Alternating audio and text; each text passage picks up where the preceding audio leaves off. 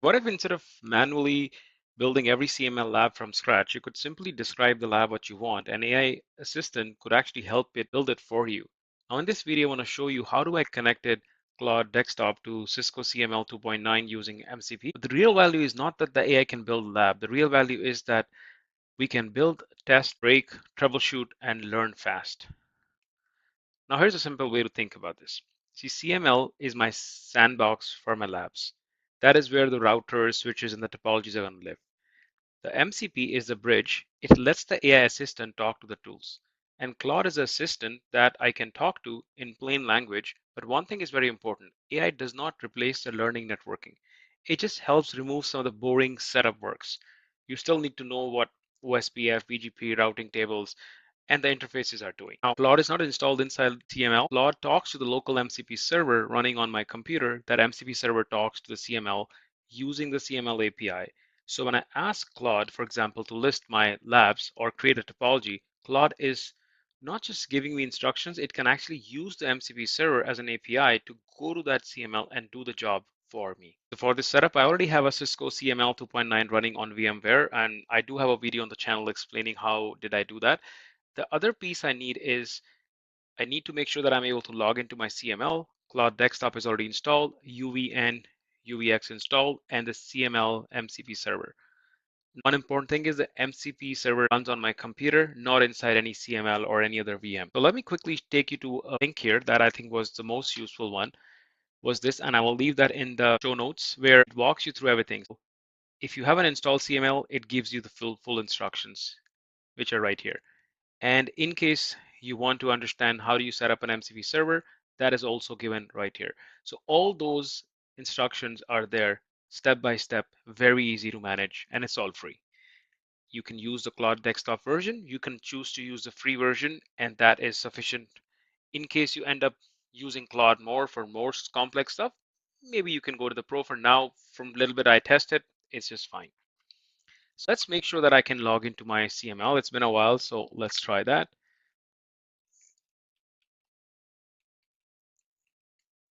And yes, I can. Before I touch Claude, I wanted to prove that my computer can read CML. If browser cannot reach CML, then Claude and MCP will not be able to reach it either. So the first checkpoint is simple. I can open CML web interface and I log in, which I just showed you. Now, the next thing I want to check is I'm going to check the UV and the UVX. UVX is what Claude will use to launch the CML MCP server. On Windows, I also like to copy the full UXS path, but for sometimes desktop applications just don't see the path the same way as the PowerShell sees it, okay? I'm going to just go to my PowerShell and run the commands that you see here. And I'm going to kind of quickly copy it onto my notepad so I can show that to you. So these were the commands. So it's uv-version, uvx version, and get command uvx.source. That was the commands I ran. The next thing I want to show is make sure, so Cloud installation was straightforward. Just downloaded it from the Anthropic website. Once I installed it, I got to go to the file and then the settings. And then under developer tab, I need to make sure that I'm actually able to connect the CML server. So basically you got to click on the edit config, which gives you option to open up your Claude Desktop this file, which again is part of the instructions that are given from the website I showed you before. And all you need to do is change the JSON to this right here. So main idea is to make sure you got to put your CML IP, admin, the password, and that's pretty much what it is at this point. So based on what we saw so far, looks like at this point the cloud has a bridge that's available. Now we just need to test whether the bridge can actually reach the CML. Before we create anything, let's start something simple. I'm going to ask Claude to list all my existing CML labs. I'm going to go back here. I'm going to ask him to just give me all the labs that I have. This just proves authentication and connectivity before we make any changes, like the username, password, IP address, all that I put is running, right? So all I do is I just ask use the Cisco CML MCP server and list all the labs that I have. So I'm just using a very specific prompt here. I'm telling Claude to use the Cisco Modeling Lab MCP server. If Claude asks for permission to use the tool, I'll make sure I allow it. Now we know that MCP server is running once I get this going, and it can authenticate to CML, and it can review the lab information once I get the results back here. So it's saying, yep, looks like it's all good. Now, let's move from read only to actually build something, because at this point we were just reading from it, right? I'm going to keep this very simple, just 2 routers and maybe 1 link.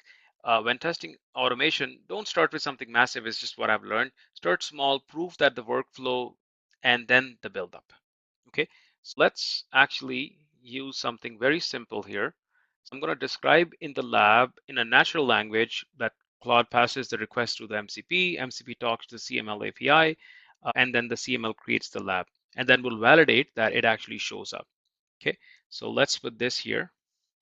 And again, if it's going to ask me for permission, so I'm going to just say, create a new lab, call it MCP 2 routers demo, add what kind of nodes I want, and connect it through the Ethernet 00 and Ethernet 00 from R1 to R2. And do not start the lab yet. I don't want the lab to be starting yet. So it's going to go ahead and do it for me right now.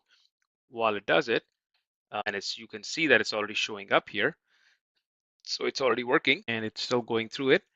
And in the meantime, let's go back and validate it by opening it. And you notice that it's already, so it's creating as we record this, right? You can add configurations, but at this part matters. Like, do not let AI make the changes just blindly is what I would say. Ask it to explain the configuration before it applies anything. So that gives you a chance to review, plan like a proper network engineer does. I'm going to go back to the Claude. I'm going to say, okay, let's do this here now. I still don't want it to start. So I'm going to say configure 2 routers with basic IP addressing. So I'm going to give it the IP addressing I want, enable OSPF process 1 on both the routers, put the connectors on into area 0. Before applying the configuration, explain the configuration part to me. So just tell me what you're doing. So let's go with that. And it's telling you what is going to be applied and what to expect when the lab starts. Right now, shall I go and apply this config to routers? Well, sure, I think we should. So we'll say yes. So it's going to go ahead and do that for me. While it does that, this is the idea.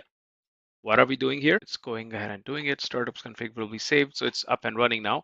Now, once it's up and running, don't just rely that if it's done the proper work. Let's go ahead and check it. So as AI built it, I need to still be a network engineer. That means I verify, check if the interfaces are up. Do I have the OSPF neighbor? Did I learn any route? Can I ping the other side? Let's do that.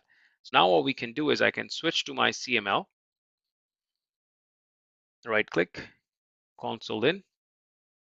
Oh, I need to make sure it's starting first. The lab has to start. Make sure it's starting here. Okay, it's up and running now. So let's go right click, console, open the console, and you can see it's coming up now. And let's go back to our cloud to make sure that it's already, so the startup configs are saved. Interfaces are up, okay.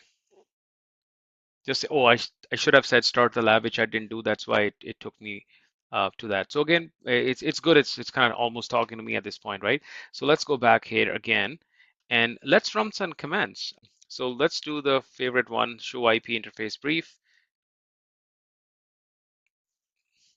And yes, it tells me that that's the Ethernet 00 that I'm connected to. That's the IP address. It's up and it's up. What about OSPF neighbors? Let's check that next. Paste. So that's just showing show IP OSPF neighbors. And yes, of course, I have there. Did you learn anything about any routes? So let's see if it's learned any routes here. And yes, it has. And can I ping the other side? So all the tests that you will do as an engineer, it's a ping. We all like to see that. That's a good thing. So the point is here, this is where the fundamentals are still going to matter, right? So the AI can help you build the lab, but these commands tell me whether the network is actually working. So if OSPF is not forming, I still need to know how to troubleshoot area mismatch, interface state, network statement, timers, or even IP addressing. And where is the real magic? This is where the real magic is, in my opinion. And this is the part that I'm really more excited about. A perfect lab is useful, but a broken lab is where we actually learn more. So now imagine asking AI to create a realistic OSPF issue, but only give you maybe a hint, then turn that CML into a troubleshooting practice machine. So this is something almost feel it's like a paradigm shift where you're not just wasting time in dragging, connecting, config, test. You're actually doing all this in a much interesting way, like a roller coaster where you're learning way more. So let's try something here. Interesting. Let's go back to our Claude. What I'm going to tell him here is I'm going to ask you for 3 realistic ways to break the OSPF lab for troubleshooting practice. Now, don't make any changes yet because I just want to understand them. And once you do it, maybe we can do that later. So for each issue, give me the problem that we have, the symptom, the verification command that I can know, and maybe give me a small hint because I'm still learning. I don't want to jump into the fire yet. And then it says, sure. And it's going to go ahead and give me those. So first one it's saying is mismatched, right? So we all know, if you understand OSPF, if you have two neighbors that are trying to form, their timers have to match. If timers are not matching, it's not going to come up. So that's reason one. Scenario two could be this wrong subnet on the interface, /25 versus a /24. Could be a very small typo, but then that could break it. OSPF statement type are wrong. Yeah, well, I have done it. Fat fingering configs all the time. That is something we all have done it at some point, right? So now this is the first video. I might don't want to actually break a lab yet. Instead, I'll ask for realistic troubleshooting scenarios like I just did. That gives me material for the next time I'm trying to work on a lab where I'm trying to learn something. As I said, this is really a paradigm shift where the old way is, as I was showing you, it's just drag nodes, connect links, configure test, but the new workflow can speed up repetitive parts, generate, maybe validate, break, troubleshoot, repeat, or I would say repetitive makes an engineer better, because if you keep doing it, it just gets into your memory muscle. You exactly know, if you've seen that before, yes, it's in a lab, but at least I know what was going on. Now, let's be very honest here. Do not blindly trust the AI. Start with a simple lab before you make any massive topology. AI can be wrong about routing design, planning, some platforms, because again, it's getting information, right? So it could be a wrong syntax, virtual mixed syntaxes, or maybe wrong interface name or a typo, right? That's why networking fundamentals still matter, because you need those fundamentals to catch these mistakes. Now, interesting thing is, I was using AI to make this, and it already, when I was talking about the AI don't make mistake blindly, it actually made a few mistakes for me where it missed the first here. T is missing, review it, you can see the problem right there. So it proved the point that I was trying to make actually. If you're starting something new, these are, I would say, some of the prompts that I would like to use to begin this with. So for example, list my labs, create 2 routers and connect them, config IPs and OSPF, but explain and plan before applying. Explain what this lab teaches a beginner. Create one realistic troubleshooting issue and give me only one hint. And again, if you're new to this, these prompts are enough to start, I would say. The basic workflow, as I said before, it's the Claude Desktop with MCP and Cisco CML working together. For me, the exciting part is not just the AI as I creating this lab. The exciting part is that we can create more practice opportunities. We can build a lab, validate, break it, troubleshoot, repeat the process much faster. And in networking, repetition, as I mentioned, is where learning really is going to happen.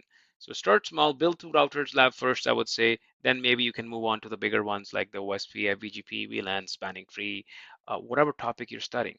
But always remember, AI can make mistakes, but you still need, it can build it faster, but you still need the networking knowledge to verify whether it's correct or not. So the next video, maybe whenever I make it, hopefully soon, I will try to intentionally break a full working lab, and then we'll troubleshoot it and practice it. So until next time, bye for now. Hope you enjoyed this one.